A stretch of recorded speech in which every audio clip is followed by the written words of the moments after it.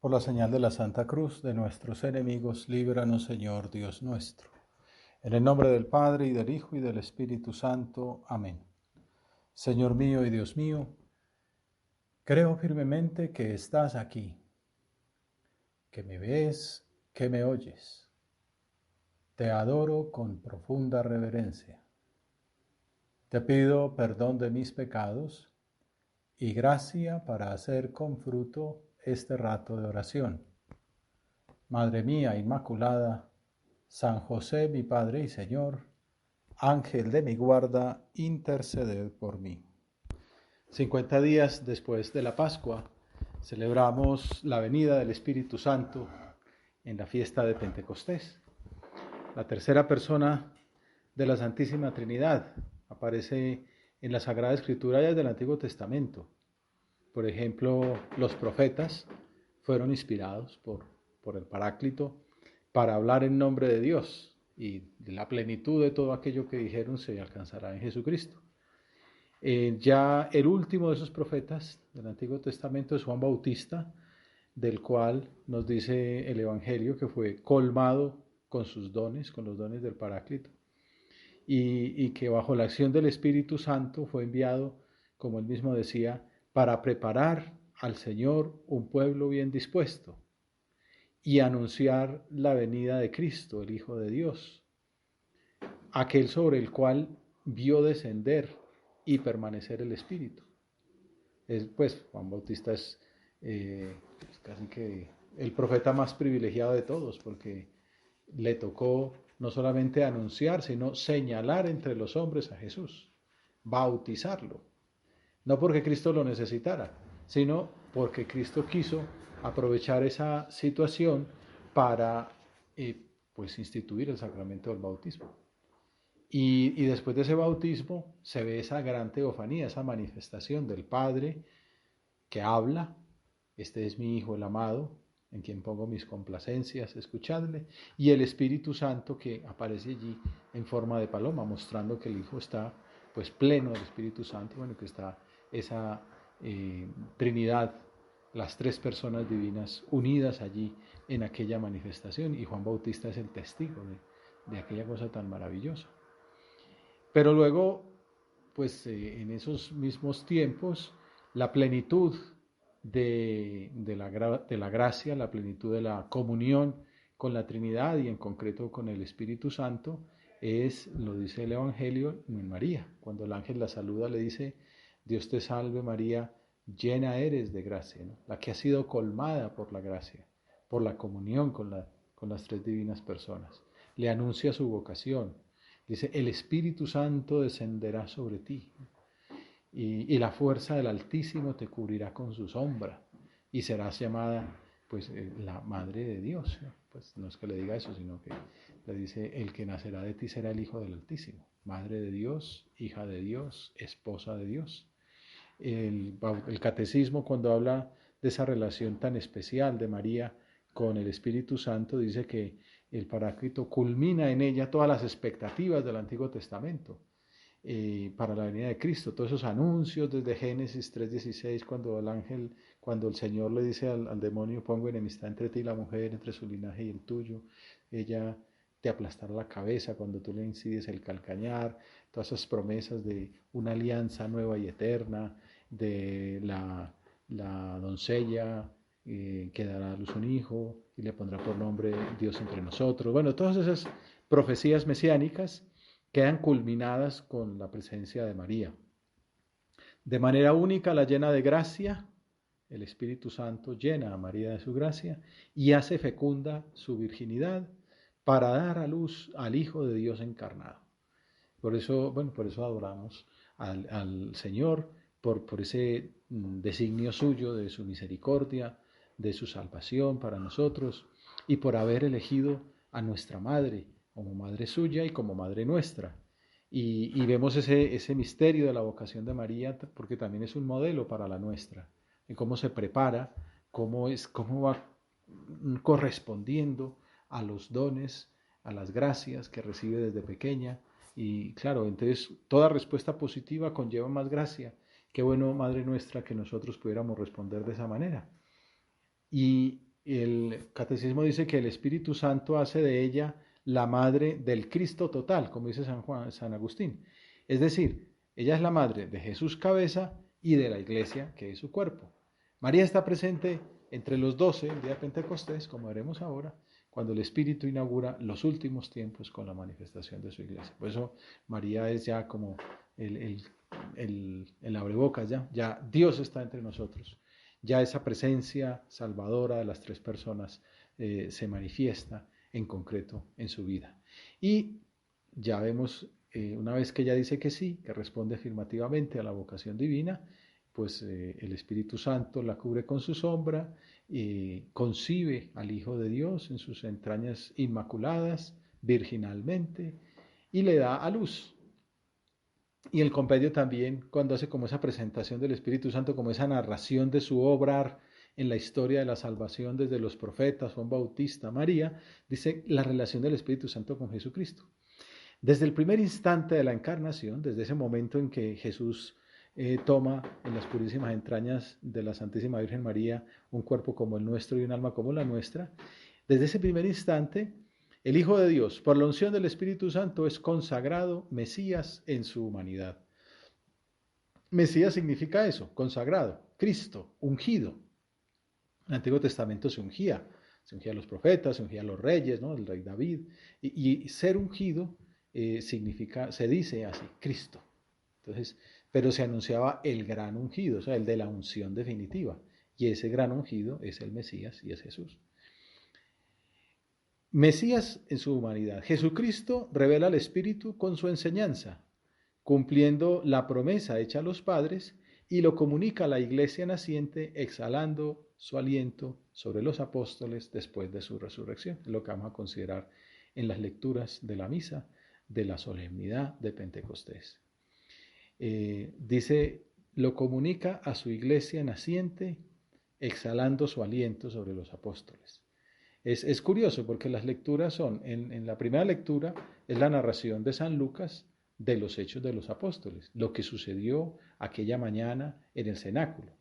Y el Evangelio es lo que hace Jesús, nada más resucitar, que se aparece a los discípulos en Juan 20 y les da el Espíritu Santo, les infunde el Espíritu Santo. Pues me gusta cómo lo dice, exhalando su aliento.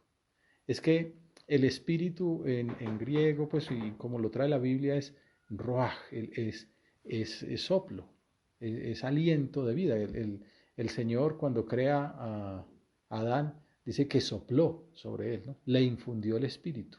Entonces, de hecho, por eso en la liturgia se recomienda que el sacerdote tenga una cierta cercanía con el pan y con el vino cuando consagra, como que su espíritu, su aliento toque aquellas formas, pues porque es como mostrando esa fuerza que es Dios el que obra a través de él, ¿no? Con su voz, con su aliento, pues viene el Espíritu Santo y transforma aquel vino y aquel pan en el cuerpo y la sangre del Señor. Por eso dice, esto es mi cuerpo, esta es la sangre de la alianza nueva y eterna, esta es mi sangre.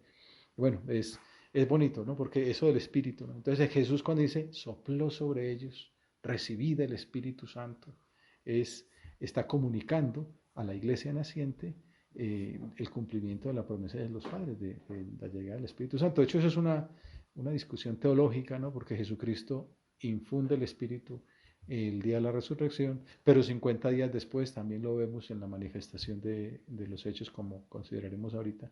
Hay una frase, una cita de Gregorio Nacianceno, uno de esos grandes padres de Oriente, que lo explica de un modo muy bonito y pensaba que nos podía servir para nuestra oración. Dice San Gregorio, los discípulos recibieron el Espíritu en 3 ocasiones. Antes de que Cristo fuera glorificado en la pasión, después de haber sido glorificado por la resurrección y después de la ascensión al cielo. La primera manifestación era difícilmente reconocible. La segunda era más expresiva, la del soplo que acabamos de mencionar. La de hoy, la de los 50 días después de la Pascua, es más perfecta, porque el Espíritu no está ya presente solo por su acción, sino que está sustancialmente haciéndose presente y habitando en nosotros. Es como la explica que es uno de esos grandes padres que explica la Santísima Trinidad, uno de esos temas difíciles de conocer y de estudiar, pero que es como el núcleo de nuestra fe, hacia donde debemos ir en nuestro conocimiento. Por eso esta fiesta es tan bonita. Dentro de 8 días hablaremos de la Santísima Trinidad. Ya hoy se acaba, pues en la fiesta de Pentecostés, se acaba la Pascua. De hecho, el domingo de Pentecostés ya no se reza el Regina Coeli. La última vez que lo vamos a rezar será ahora en la bendición con el Santísimo. Y ya a partir de mañana volvemos al Ángelus y ya todo el año volvemos al tiempo ordinario. Pero la Iglesia, como para tratar de extender estas alegrías pascuales, el siguiente domingo será la fiesta de la Santísima Trinidad. Pero bueno, no nos adelantemos, ya llegaremos allá. El caso es que después de haber mirado pues la acción del Espíritu Santo en el Antiguo Testamento, en los profetas, en Juan Bautista, en María, en Jesucristo, en los apóstoles, llegamos a la fiesta de hoy propiamente, Pentecostés. 50 días, eso es lo que significa. Pente, ¿usted le suena? Pente es 5. ¿No? 50 días después de la Pascua ya se celebraba esa fiesta desde el Antiguo Testamento. Dicen que era una manera de celebrar los judíos la fiesta de la alianza. Entonces, Pascua, que significó el paso de Moisés, guiando el pueblo de la esclavitud de Egipto a la libertad de la tierra prometida, de la búsqueda de la tierra prometida. Y 50 días después de la Pascua, celebrar como ese resello de la unión del pueblo con Dios con la entrega de las tablas de la ley, la alianza. Entonces 50 días después los judíos celebraban la Pascua y 50 días después volvían a Jerusalén a celebrar Pentecostés. Es curioso y es bonito, en los Hechos de los Apóstoles aparecen 120 personas. O sea, sabemos que están los 12 apóstoles, pues porque está ya Matías reemplazando a Judas, están con María, como veremos enseguida, pero se habla de 120, que es como un número simbólico. La asamblea era lo mínimo pues para una asamblea judía. Y entonces aquí hay un 120 que son 10 veces 12, el 12 que es el número de los apóstoles, el 12 que es el número de las tribus de Israel. Esos son los que están ahí reunidos en el cenáculo. La asamblea de la Iglesia de Jesucristo celebraba en familia la fiesta de Pentecostés. Jesús acaba de ascender a los cielos, ¿no? 50 días antes había resucitado, 10 días antes había ascendido a los cielos, por eso lo celebramos la semana pasada. Y por eso en la antigua liturgia se celebraba el jueves, para que diera 10 días, ¿no? Ahora se celebra por los 2 domingos, nomás se hace uno la idea de que el caso es que Jesús acaba de ascender a los cielos y los discípulos se enfrentan al duro reto de la misión. Antes de subir al cielo les había dicho: ir a todo el mundo y yo estaré con vosotros hasta el final de los tiempos. Bautizad en el nombre del Padre y del Hijo y del Espíritu Santo. ¿Cómo preparar semejante desafío? Evangelizar el mundo entero, pues unos pobres pescadores. Y entonces el libro de los Hechos describe que al cumplirse el día de Pentecostés estaban todos juntos en un mismo lugar. Hay una materia que se llama teología pastoral, que es muy bonita, es cómo evangelizar. También hay otra que se llama teología de la evangelización. Y uno de esos puntos claros que se usa, al menos así me tocó a mí cuando la estudié allá en la Universidad de Santa Cruz en Roma, era mirar qué hacían los primeros discípulos y cuáles eran esos primeros discursos de San Pedro. Pero bueno, ¿qué hacían los primeros discípulos para evangelizar el mundo? ¿Cuál fue la estrategia que hicieron? Reunirse todos juntos en el mismo lugar. El Papa Francisco, cuando habla de esto, hace una pequeña crítica, pues hay que planear, ¿no? Y hay que organizar las cosas, pero a todos esos comités, ¿no? Y entonces no hicieron un comité, no hicieron una reunión de planeación estratégica, bueno, todas estas cosas que hacen los managers. No, se reúnen todos juntos a rezar y a meditar la doctrina de los apóstoles y a celebrar la Eucaristía con María, la Madre de Jesús. Ese es el programa de actuación. Por eso digo que cuando uno estudia qué hacer la iglesia hoy, va uno y mira qué hacían los discípulos. Y ese es como el mensaje para nosotros. Por ahí es el camino. Estaban todos juntos, unas 120 personas, unidas, en comunión. Tras la duda de los comienzos de la Pascua, el mismo Tomás, que se había resistido a aceptar la resurrección del Señor, está ahí reunido con ellos. Ya habían elegido a Matías como sustituto de Judas. Pues, ¿cuál es la clave para esa unidad posterior a la ascensión de Jesús? La oración. La fraternidad. Estaban todos juntos con María y los hermanos. Y esa presencia de María. Lo veremos al final de la meditación, siempre acudimos a ella, pero también como bonito pensar, ¿no? Que María aglutina a esa primera comunidad cristiana que obviamente está débil porque pues ya es otro paso de fe, ya no ven a Jesús físicamente, está ella ahí recordándoles las promesas del Señor, animándolos, fortaleciéndolos, congregándolos para la oración. Por eso ejerce ya ese papel suyo de madre de la iglesia que el Hijo le había encomendado en el Calvario. Todos ellos perseveraban, dice los Hechos, unánimes en la oración, junto con algunas mujeres y María, la madre de Jesús. También bonito ver, están los apóstoles hombres, están las mujeres, ¿no? La iglesia unida. Estamos en mayo, mayo 22, última semana. Quizá es un buen momento para examinar qué tanto nos hemos esforzado por tratar mejor a nuestra madre, qué cariño hemos puesto en el rezo del rosario, con cuánta humildad le hemos pedido su intercesión para nuestras necesidades y las de nuestros seres queridos, y ahora acudimos a ella y le pedimos pues todas esas intenciones que tenemos en el corazón. Entonces los apóstoles preparan la misión universal orando, unidos con María, decimos. Y en ese contexto, Dios responde a la plegaria de un modo refulgente. Dice San Lucas, que es el autor del el libro de los Hechos de los Apóstoles, continuación de su Evangelio. De repente se produjo desde el cielo un estruendo como de viento que soplaba fuertemente. Viento, ¿no? Ahorita hablamos de aliento, viento, todo esto habla del Espíritu Santo. Y llenó toda la casa donde se encontraban sentados. Y vieron aparecer unas lenguas como llamaradas que se dividían posándose encima de cada uno de ellos. Una descripción muy gráfica. San Lucas es un hombre muy culto, es médico, no quiero decir que todos los médicos sean cultos, pero él lo era, y entonces, y muy estudioso, un historiador, un hombre pues con rigor y con, dijéramos, un científico, podríamos decir, al estilo de esa época, y muy conocedor de la Sagrada Escritura, del Antiguo Testamento, porque lo vemos también cuando narra la visitación, uno ve esa visitación de María a Isabel, es un paralelo de la visitación del Arca de la Alianza al rey David. Y entonces Lucas presenta a María como esa nueva Arca de la Alianza y a Isabel pues se porta como se comportó David, ¿no? Con grandes voces, exaltando, gozosa de haber encontrado pues la presencia de la alianza verdadera, la alianza nueva y eterna, la presencia del Mesías encarnado. ¿Dónde a mí que venga la madre de mi Señor a visitarme? Bueno, pues así como hace ese paralelo al comienzo de su evangelio, al comienzo de los Hechos, hace un paralelo entre la teofanía de Dios ante Moisés en el Sinaí, donde había esos vientos, esos temblores, ese fuego, la zarza ardiendo, con la teofanía, con la venida del Espíritu Santo ante los discípulos. Por eso lo del viento, por eso lo del temblor, lo del fuego. Es como diciendo, eso que estaba preanunciado en el libro del Éxodo, ahora se ha cumplido en el libro de los Hechos. También recuerda la profecía del Evangelio que escribió el mismo Lucas en el capítulo 3, cuando habla Juan Bautista. Dice, Juan les respondió dirigiéndose a todos, yo los bautizo con agua, pero viene uno que es más fuerte que yo, a quien no merezco desatarle la correa a las sandalias.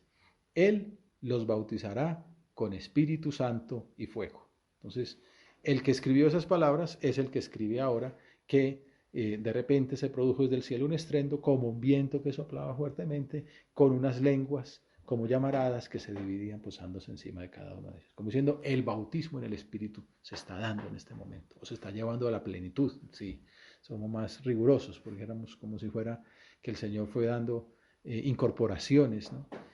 Como de alguna manera sucede con nosotros. Nosotros recibimos el Espíritu Santo en el bautismo, pero en la confirmación pues se plenifica. Y ya después en la ordenación pues se recibe como toda una gracia más, como más plenitud de esa gracia del Espíritu Santo en nuestras almas. Benedicto XVI comentando esto, hablando del fuego, dice, el Espíritu no es posesión, ¿no?, que está en reposo, ¿no?, como que yo lo tengo, aquí lo tengo, está dentro de mí. No, es una fuerza transformadora, ¿no? Por eso el fuego, ¿no? Uno no dice, aquí está el fuego, ¿no? Pues te está quemando, ¿no? El fuego te transforma, te posee él, ¿no? Él nos saca de nuestros hábitos de vida de nuestro estado de autosatisfacción, nos quema y abraza con ese, ¿no? O sea, nos quema, nos purifica y nos renueva. Ya con esa frase nos puede servir para pensar que esta fiesta, Señor, se lo pedimos. Estamos haciendo la oración al fin y al cabo. Díselo tú desde tu corazón. Señor, que esta fiesta, pues te doy gracias por todo lo que ha significado la Pascua, todo lo que he experimentado. Te pido perdón por mis fallas. Pero ayúdame, Señor, a que esto sea un fuego purificador, una fuerza transformadora. La vida del cristiano es estar en conversiones, ¿no? Pues el Pentecostés es un momento de transformación. Decir, hombre, Señor, pues la liturgia es una actualización, ¿no? Así como uno en la Eucaristía está en el Calvario, ¿no? Y ahí se hace presente Jesús. Pues igual estamos celebrando Pentecostés, vendrá el Espíritu Santo de un modo nuevo a nuestra alma si estamos mejor preparados. Y por eso hacemos esta oración con este tema. Pedí, Señor, quémame, abrázame, purifícame, renuévame. Y eso puede incluir una confesión, puede incluir un deseo de cambio o un paso adelante. Uno a veces está esperando como que llegue un momento especial, ¿no? Un kairos, se dice en teología. Bueno, puede ser este momento, eh, pues como para dar un paso adelante en mi vida espiritual. Me estoy planeando quizá una entrega mayor. Entonces, no, pues ¿cuándo será ese cuándo? ¿No? Pues, ¿y por qué no hoy? ¿No? ¿Por qué no en esta fiesta? Que tome decisiones audaces. No sé, uno que ya está, digamos, como en un camino de entrega, decir, ¿y qué tal si me decido a dar un salto adelante y dejo atrás una ocasión que me arroja, que me impide volar? Si me decido a ser más fiel, a ser más generoso, a ser más piadoso, a ser más apostólico, a olvidarme un poco más de mí, a ser más paciente. Bueno, los dones y frutos del Espíritu Santo, es que habría tanto para hablar aquí. La paciencia, el amor, la magnanimidad, el temor de Dios, tantos dones que puede uno meditar en estos días. Seguramente lo habrás venido haciendo en el decenario, pero también se puede hacer un decenario posterior, pidiéndole cada uno de los dones, cada uno de los frutos, o mirar de todo eso cuál puede ser el que mejor me viene a mí. Y el que se está planteando, pues no sé, cuál es su vocación, qué le pide Dios, pues puede ser una buena ocasión para pedirle al Espíritu Santo. San José María, cuando alguna muchacha o un muchacho le decía que estaba pensando hacerse el Opus Dei, le decía que hiciera una novena al Espíritu Santo. Y algunos, incluso en la mitad de la novena, decían, padre, ya lo vi. Ah, bueno, entonces le permitía que pidiera la admisión. Bueno, puede ser también eso, una manera de pedirle al Señor que nos ayude a dar un salto, o que nos ayude a ahondar en un don, en un fruto, aunque sea un salto pequeño, un pequeño paso, pero avanzar. El compendio del catecismo resume el significado teológico de lo que sucedió aquella mañana en Jerusalén. Dice que Jesucristo glorificado infundió su espíritu en abundancia y lo manifestó como persona divina, de modo que la Trinidad Santa quedó plenamente revelada. Como les decía, esa materia de Dios uno y trino es densa y es difícil, porque llevó muchos siglos de estudio, muchas herejías también, que pues aunque eran errores, servían para afinar bien el dogma, para presentar la doctrina clara, con base en lo que Jesús había dicho, con los testimonios que hay en el Nuevo Testamento. Pues bueno, este hecho es como ya el colofón, ¿no? Es como llegar a la cumbre de la revelación, ¿no? Es Padre, Creador, Hijo Redentor, Espíritu Santo, Santificador. Démosle gracias al Señor por habernos revelado ese misterio de su intimidad, que los seres humanos habían buscado durante siglos, que eres un Padre amoroso, que eres un Hijo que nos hizo hermanos suyos por medio del sacrificio pascual y que eres Espíritu de amor que nos identifica con Cristo. El Papa Francisco, meditando esta fiesta el año pasado en plena pandemia, decía una cosa muy bonita, que nos ayuda a entender cómo es Dios. Hay gente que entiende a Dios como un padre hierático, ¿no? Un padre exigente, fuerte, controlador.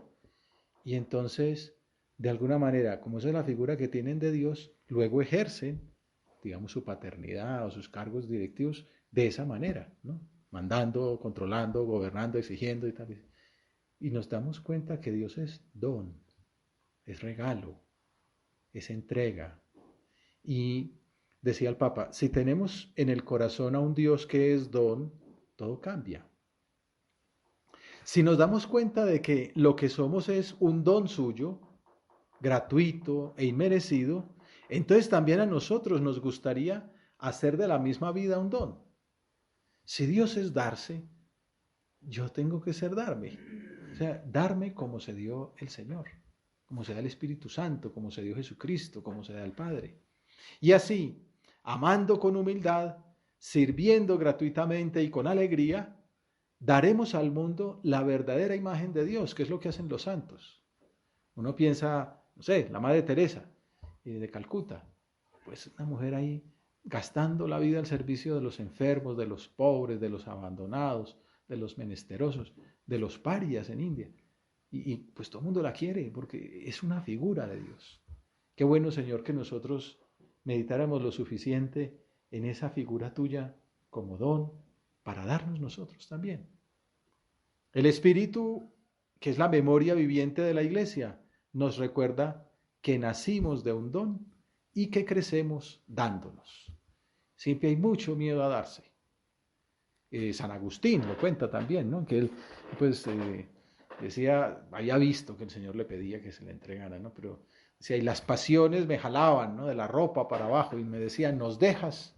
Y como que le pedía al Señor, dame la gracia, pero dentro de un tiempito, todavía no, ¿no? Ayúdame a ser casto, pero más adelante, como que a todos nos pasa un poco eso, ¿no? Como que sí, queremos ser santos, sí, queremos ser otros Cristos, pero bueno, tampoco pues como para morir en la cruz, tampoco como para darse del todo. Sí, queremos ser buenos cristianos, pero yo tengo un proyecto personal que hombre, que me espere un tiempito, ¿no? Yo recuerdo eso también que me pasaba a mí. ¿Tú has pensado ser de la obra? Yo, sí, cuando acabe la carrera. Uno siempre le pone un plazo, ¿no? Dentro de 5 años, dentro de 10 años, y no, ¿y por qué no ahora? La verdad es que yo no sabía que podía tan temprano, pero uno siempre pone como sus placitos como más adelantico. Y el Espíritu Santo nos dice más adelantico, ¿no? El día de Pentecostés, los 50 días, toma, se entrega por completo a su iglesia. Nos recuerda que nacimos de un don y que crecemos dándonos, no preservándonos, sino entregándonos sin reservas. Bueno, pues esa es como la clave que celebramos, ¿no? De hecho, el catecismo continúa explicando que entonces la misión del Cristo y del Espíritu se convierte en la misión de la iglesia, enviada para anunciar y difundir el misterio de la comunión trinitaria. Esa es la misión evangelizadora de la iglesia. La plenitud del Espíritu Santo lleva a los discípulos a hablar. Ellos que estaban encerrados por miedo a los judíos, porque pues no sé, los podían matar también a ellos. Habían matado a Jesucristo. Poco después matarán a Esteban, pues también a ellos los podían matar. Entonces estaban encerrados a cal y canto. Y ahí ya, llega el Espíritu Santo y llega toda la audacia y abren las puertas y salen a los balcones y Pedro habla y dice, ustedes mataron a Jesús y no lo persiguen, sino que se bautizan 3000 ese mismo día. Es como la manifestación externa, ¿no? de la eficacia redentora y la eficacia santificadora del Espíritu Santo.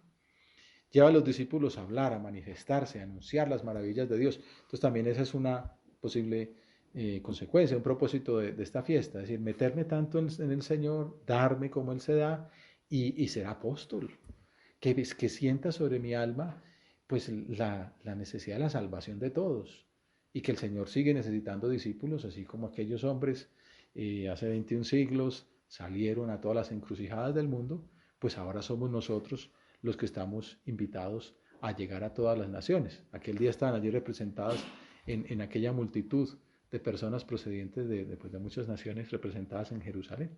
Esta fiesta entonces nos impulsa a renovar el impulso misionero, a preocuparnos por los demás, que en las circunstancias actuales están más necesitados que nunca.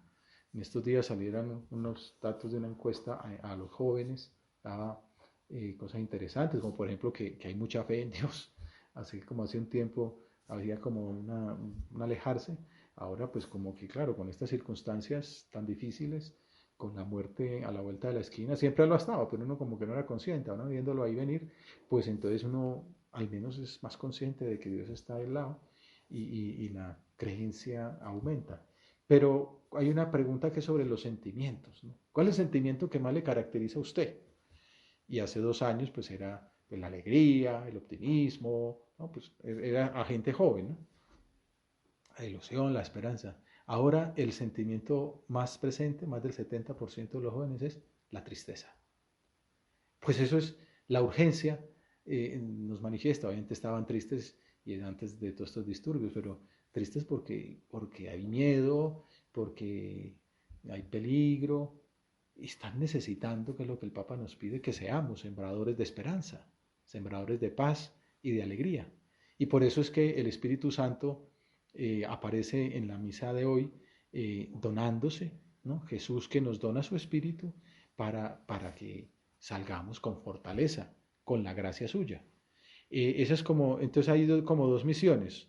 La misión externa, esa del apostolado, que es un buen propósito, y luego la misión interna, la misión invisible, que es la del Espíritu Santo que nos transforma en otros Cristos, que nos hace hijos de Dios. Pero bueno, se nos acabó el tiempo y bueno, pues no puedo meterme más berenjenales. San José María era muy devoto del Espíritu Santo. Desde muy joven el Señor lo metió por ahí. Y un consejo del director espiritual lo transformó. No le hable, óigale. Y por allá escribe en Forja, dice, propósito, frecuentar a ser posible sin interrupción la amistad y el trato amoroso y dócil con el Espíritu Santo. Ven, Espíritu Santo, a morar en mi alma. Pronto puede ser una oración, ven, oh Creador, Espíritu Santo, Creador, el canto Veni Sancte Spiritus, Veni Creator Spiritus. Hay cantos bellísimos sobre el Espíritu Santo que nos puede servir para tener en la cabeza estos días. O este propósito, frecuentar la amistad y el trato amoroso y dócil con el Espíritu Santo, que es quien te ha de santificar. Un truco para lograrlo, el trato con la Virgen Santísima, ya lo decíamos, que es el templo del Espíritu Santo, la esposa del Espíritu Santo. Acudamos a ella para que también nosotros nos esforcemos para seguir dócilmente sus inspiraciones, para dar a conocer a Cristo a los demás. María, dice San José María, Madre nuestra, auxilio de los cristianos, refugio de los pecadores, intercede ante tu Hijo, para que nos envíe el Espíritu Santo, que despierte en nuestros corazones la decisión de caminar con paso firme y seguro. Te doy gracias, Dios mío, por los buenos propósitos, afectos e inspiraciones que me has comunicado en esta meditación. Te pido ayuda para ponerlos por obra. Madre mía Inmaculada, San José, mi Padre y Señor, Ángel de mi guarda, interceded por mí.